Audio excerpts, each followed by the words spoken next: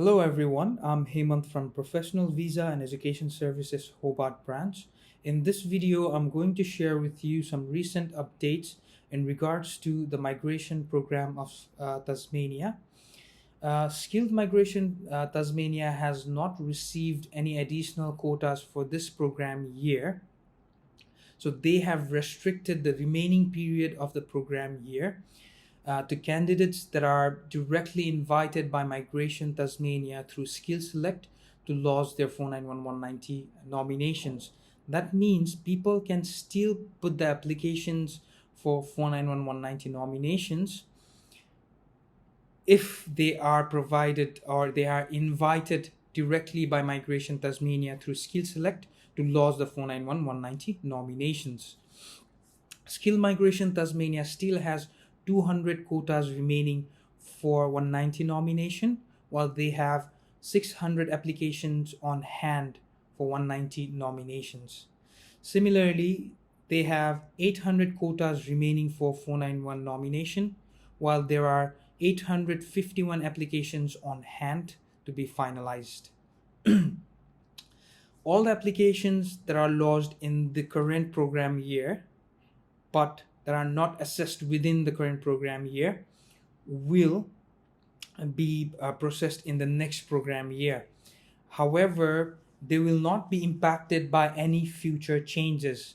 The eligibility criteria or the criteria for the assessment will still be on the basis of the current framework. Now, let's move on to the proposed new framework.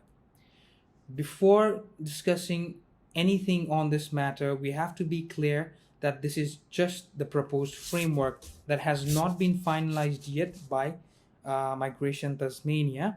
Skilled Migration Tasmania has requested for your reviews and your feedback on the proposed changes so that they can finalize it for the next program year. Now, there are lots of changes that have been proposed in the new framework. The first one is the pathways itself. In the current framework, there are 7 pathways.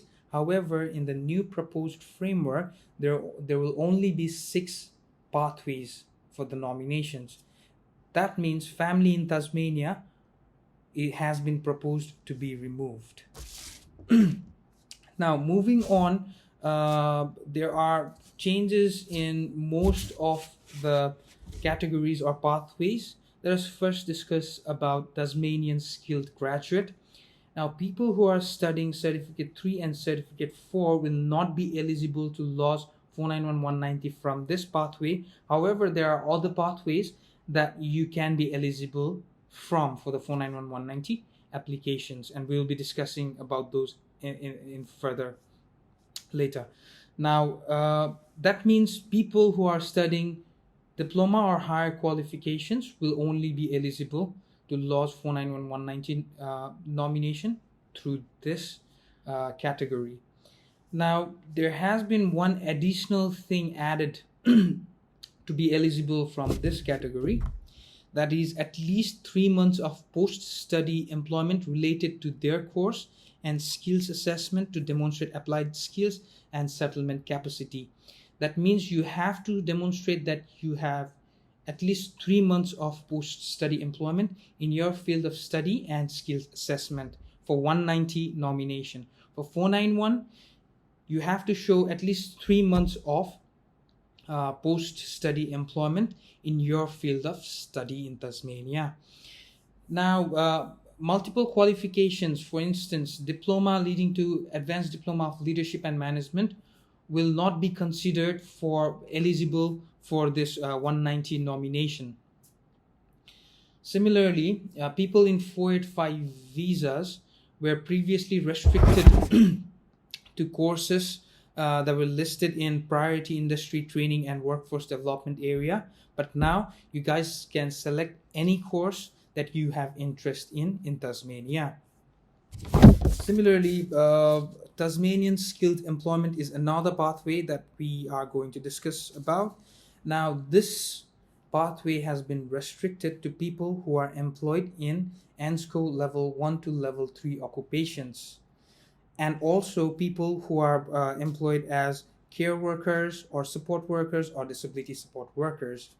Similarly, even part-time employment will be eligible for nomination from this pathway. Now, this has been proposed to cater Certificate 3 and Certificate 4 qualifications. That means if you are studying Certificate 3 in commercial cookery and you are working in the same field, but you have part-time employment, then you'll be eligible to lodge your nomination from this pathway. Similarly, if you are working in the field that is related to your skill assessment, you will be eligible to lodge 190 nomination even if the occupation is not in the TESOL list.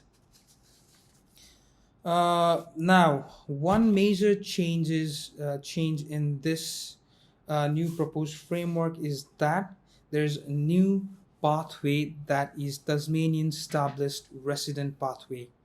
That means if you have lived in Tasmania for 2 years and you have employment in ANSCO 4 role of a cumulative 6 months, then you will be eligible to apply for 491 nomination.